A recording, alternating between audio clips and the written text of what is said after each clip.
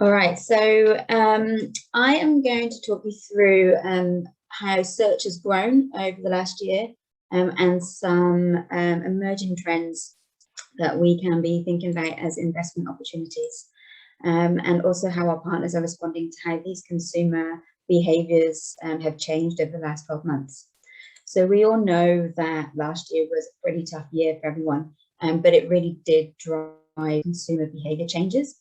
So Australian advertising spend declined by 1.1 billion last year, but we saw within that search share of spend actually increased by 3%. And that might not seem particularly a big increase, but when you think that the market shrunk and we saw that increase, then it's particularly significant. And one particular category or sector within this that was booming and continues to boom is retail. So last year, online retail revenue totaled 50.4 billion, and this wasn't expected to be achieved for at least another 3 years. So we saw a huge increase in the number of people that were shopping online. We know that that was mainly out of necessity, with 1.3 million new shoppers online that hadn't shopped online before 2020. But the really interesting thing is that of those 1.3 million, 28% say that they're going to continue that behaviour as they've become more comfortable with shopping online. And we're actually seeing this ring true in our clients' paid search conversion rates, where we're starting to see those conversion rates level out after the peaks we were seeing last year at levels that are higher than what we were seeing in 2019. So this is really meaning that retailers are considering how they can continue to invest into paid search as these new behaviours are staying. And I said search is a behaviour, and Chris talked about this before. Search is everywhere. So search is a behaviour, it's not a channel. And we talk about this a lot at Reprise. And also about being always relevant, not always on. And it's the intersection of these two which is really important, particularly as we talk about search behaviour and the emerging search behaviours as well. So being relevant in expanding areas where consumers are exhibiting search behaviour is really important, as behaviours in those search behaviours nuance depending on the environment in which they're searching. So looking at all the different areas where people are searching today and exhibiting that search behaviour, it's not just about Google, it's not about information search, there's search behaviour happening everywhere. So what are our partners doing in order to respond to this? So Google is all about creating meaningful and relevant consumer experiences, and Google are helping advertisers achieve this through the use of machine learning. So machine learning is actually reducing the barrier of entry for advertisers, large and small, to be able to advertise to consumers and create these meaningful relationships across Google's ecosystem. And that's because they are cutting through that complexity, looking at audience behaviours rather and surfacing ads across Google's environments, rather than looking at silo channels. And so we're seeing more and more of their ad formats that are focused around how people are behaving and serving ads across the environments rather than just within the individual platforms. And we've tried and tested many of these formats, and we're seeing that they're actually delivering outcomes for our clients.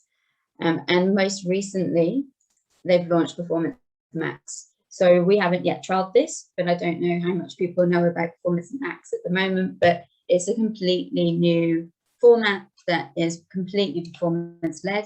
It's claimed to drive incremental growth and performance for clients, looking at audience behaviour and serving ads across search, shopping, discovery, display, local, across the whole of the environment across Google.